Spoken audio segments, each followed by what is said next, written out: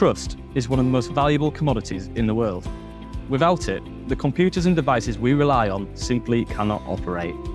This podcast delves inside the concept of trusted computing, looking at the ways standards and specifications can keep you safe from attackers. Hello, everyone, and welcome to the podcast from the Trusted Computing Group on Inside Trusted Computing. My name is Thorsten Stremlau. I'm the marketing co-chair for the Trusted Computing Group, and I'm joined today by, a long-term colleague and friend, Joe Pennisi, who's been accompanying me and the TCG for many, many years on its journey around trusted computing. And for the next 20 to 25 minutes, we'd really like to, share a little bit of background about, the evolution of trusted computing, the different types of standards, and an overview that we are, that we cover as TCG. And then also, we'll finish off with Joe in his role also as the president of the TCG, in terms of the vision of, the role of of TCG in the future, and a couple of other highlights. Okay. Joe, do you have anything to add? No, that sounds good, Thorsten. Looking forward to talking to everyone today. All right. Okay, so I really wanted to start a little bit about, a background to trusted computing. And I want you to think back, to, I guess, the late 90s, where, this really started to kick off. Late 90s, long time ago, if you, now almost 30 years ago, viruses started showing up on the first PCs, right? You have to remember this was, world wasn't as interconnected as it is today. The World Wide Web was just basically evolving, and all of a sudden people figured out, we got to do something that's a little bit more secure. We got to do something, we got to add more complexity to the logon process. We have to implement dual factor authentication, in order to be able to validate people and make sure that that we provide more login security, et cetera, et cetera. So these were, it was really the first of the threats were being detected, and were also causing havoc, both for consumers and also for commercial customers. One of the things that was introduced by many governments all around the world, and established itself as a standard back in the 90s was the smart card. I don't know if any of you remember those, but so anyway, you would basically stick a smart card into the side of your system. You would have to type in a password, and that provided multi-factor authentication. However, smart card technology also came with its downside. It actually added a lot of cost to the PC, and it added a lot of complexity, right? So back again, late 90s, there was a group in IBM that came up with the ideas, how do I replace the smart card? How do I make it so that it's less complex and lower cost? And they came up with this idea of adding a chip to the motherboard that would basically still provide all that hardware security, still provide the what you have factor, but still implement security for dual factor authentication or multi-factor authentication. And then, by the way, that same group started coming up with other ideas. Well, if I put down a chip, what other things can I do with this? Can I establish trust? How can I put things into this chip that would basically, add additional security, like measuring the platform, providing unique keys, generating keys, and all sorts of other things like it. And that really led to the beginning of the Trusted Computing Group, first of its standards, basically called a TPM, a Trusted Platform Module.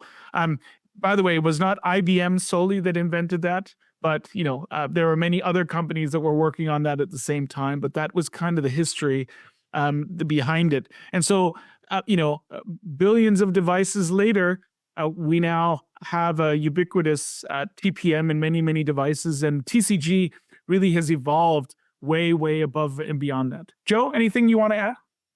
Yeah, so good intro, Thorsten. Yeah, I agree with you. Back then it was new. There was a lot of interest in the multi-factor authentication, the what you know, the what you have, and who you are. the challenge was, fitting it into how end users use their devices. So I agree. It was something that, obviously you and I being at IBM, that was our view of how this started. And then the consortiums started, and, we've been now TCG's been around for more than 2 decades, working on this. How can I make my devices more secure? And, we've seen the evolution over time of both improving the technology as well as, what it takes to fold it into products worldwide. And we've seen, a lot of success there in the technologies, in particular, the TPM making its way into a lot of billions of devices, as you said. That was I think our route, and the success we had, I think, was something that the world is recognizing and needs. Right? You talked about the threat of malware back then, and it was a lot of software threats, but those have grown over time too. We went through a period of time where ransomware was very big, and supply chain security became a real issue, and you had to find ways that you could demonstrate your device wasn't compromised. Attackers started going deeper in the stack from software down into firmware, and then, some cases even into hardware. So I agree. It's been a challenge of trying to stay ahead of the bad guys, and making sure that we can do things where we can demonstrate devices to be provably secure. And I think that'll continue. Yeah, I think so too. So, but Joe, actually, I think you're probably better positioned. So, can you talk a little bit about, I guess, the root of trust and why that in particular is important on a device? Yes. So as I mentioned, knowing that your device is not compromised is important. We've in our past, we've worked with a lot of commercial customers where this is absolutely a huge concern to them. They have a lot of business that their employees and executives do on these devices, and there's always a risk a compromised device will leak out important information, important data. It's the same for consumers. This technology is ubiquitous everywhere. It's hard to do anything today where you're not using some type of connected technology. So finding a way to ensure your device is secure is important, to know that you're not being compromised. And that really starts at the root. So, just like in a tree, the root is the basis for how you grow and what supports you. So we've focused a lot on that. The TPM was a key part of building that root of trust, so that I can, as I build a machine, or as a machine boots up, I can continue to look at everything that I'm doing in that and be able to demonstrate to some service or to some user that everything that's gone on so far is what I expect to go on. And, here's all of the proof, of the cryptographic proof of that. So TPM was really critical to that. We've had some other technologies come along now because, one size doesn't fit all. So we have some other technologies like DICE or CyRes, some other TCG technologies that focus on this secure device requirement. And, we'll just be able to use these to have companies who build products do so in a way that will allow them to demonstrate to the end users that the device is, has not been compromised. Yeah, and I find I guess the usage of the root of trust, as I said in the beginning, we were just thinking about replacing a smart card reader, and when I think of all of the different applications of the TCG standards and specifications that I've seen over the last 30 years in this space, I mean, it's just absolutely incredible. I've seen some very, very innovative usages of this. Obviously, TPM for storing encryption keys, for example, to encrypt your hard disk drive. And by the way, Opal drives, right, is also one of the things that we defined, right? So hardware-based drive encryption to protect your data. That was one of the things that was definitely cool. But I've had a lot of other weird and wonderful things. I remember being part of a group that implemented a root of trust based on TPM and DICE on a commercial washing machine. And when when I was first approached by that, it was like, why would you put a TPM in a washing machine? It's like, and by the way, we figured out that in the commercial space, the cleaners, the dry cleaners that you take your clothes to, they actually have to license the wash models, right? So they pay the industrial washing machine provider. And we found out that there was a black market of washing machine programs out there. And so the washing machine company wanted to make sure that no hacked washing machine programs made it onto their machines, because, there were some of these hacked ones that were melting clothes or, burning whatever clothes are in there and causing safety concerns. I've seen this implemented in cars. One of the other things that I also have to say is that was really, really cool a while ago. And these are like privacy applications that I also saw from a root of trust perspective.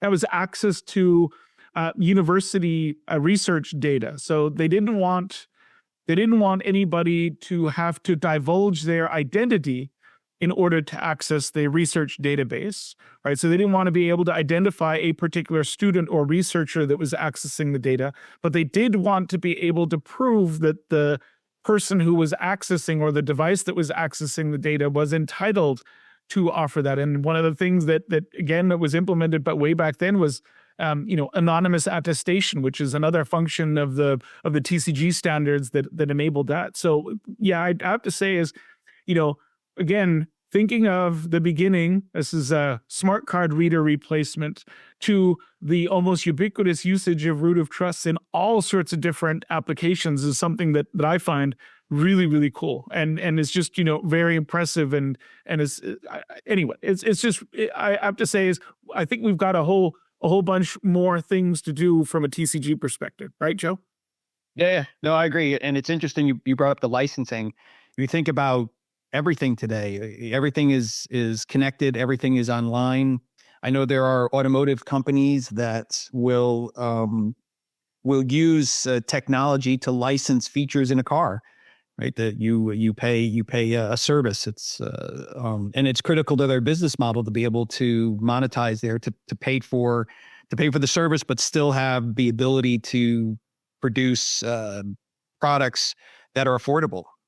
Licensing's been a critical element ever since the thing that you're purchasing is now software or a service capability. It's no longer a physical device where you can't replicate it easily.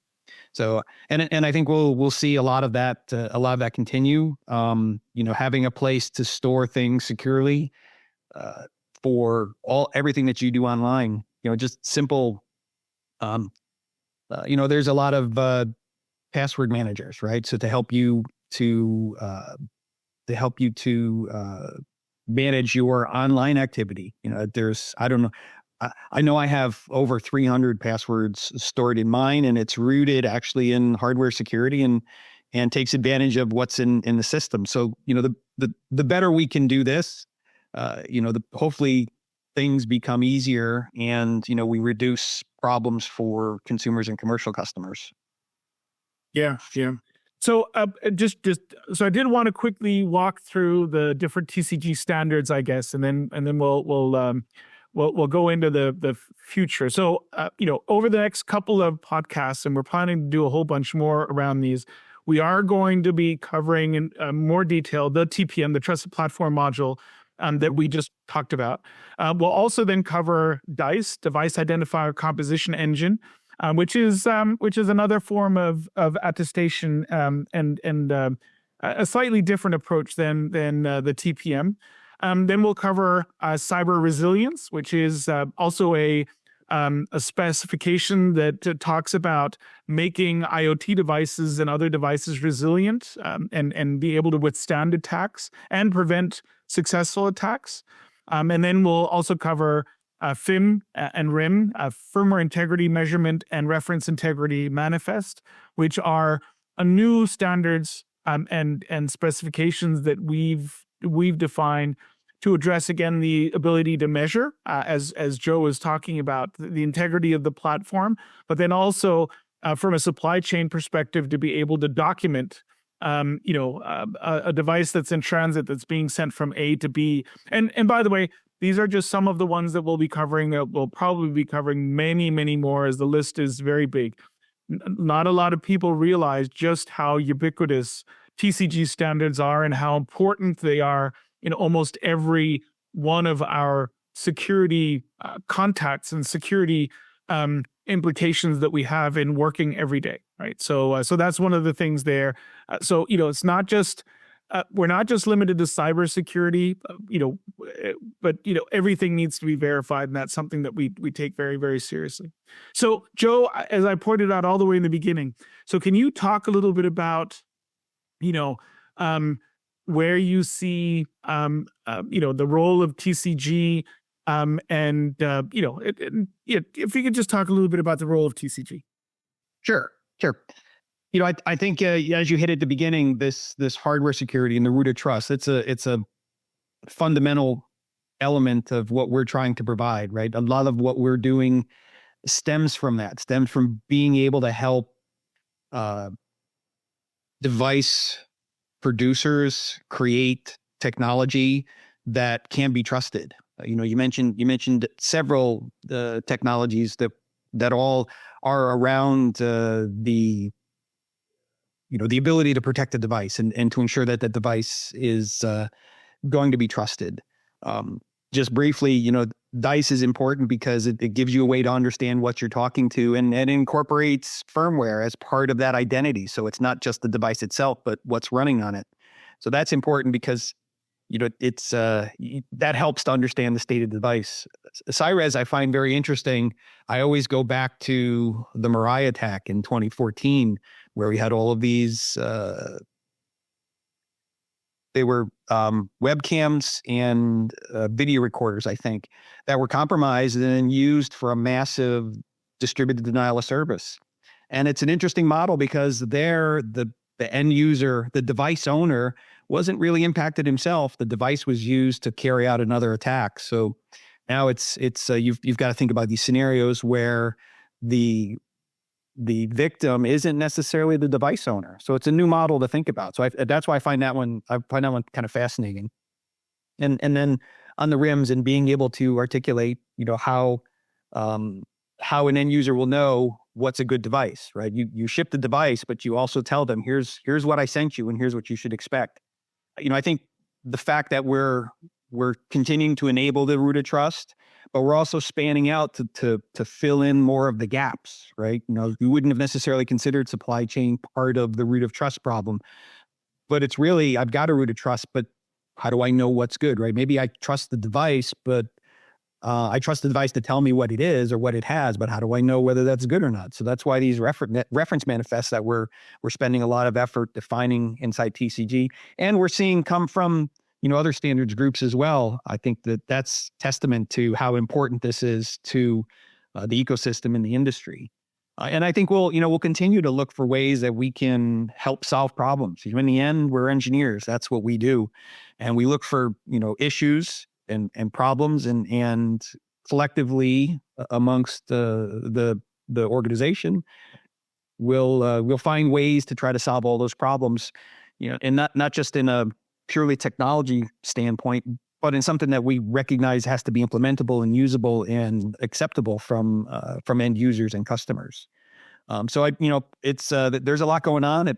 Personally, I've been involved in TCGs for the last 15 years, and the last few years I've definitely seen a resurgence. There's been a lot that's been going on the last few years. The progress we're making, the level of interest we're seeing from the industry, from governments, from members has grown really dramatically, and then hopefully we'll find ways that we can continue that momentum and continue to take advantage of this level of enthusiasm to keep solving problems. Yeah, good, Joe. Yeah, I agree. It has been really, really refreshing. Also to see a influx of so many younger people that have just come out of university or are beginning their jobs, and also expressing so much interest in this 25-year-old specification standard, by the way, that has evolved, as you said, but it's really, really cool. All right, so Thank you, Joe. It was great to be chatting to you. We'll be doing this a few more times. So please do tune in for the following episodes that we will be doing. As I said, we'll probably be diving deeper into the different TCG specifications, and we will definitely be digging deeper into the TCG specifications so that you get a little bit of a better idea from a technical perspective and also, again, from a historic perspective, what exactly was behind it. So we'll be looking into that evolution that Joe just talked about, that led to the development of trusted computing. And again, a little bit more of background on each of the different standards. So up until then, thank you, Joe, again. Everybody take care, adopt TCG standards, and stay secure. Thank you.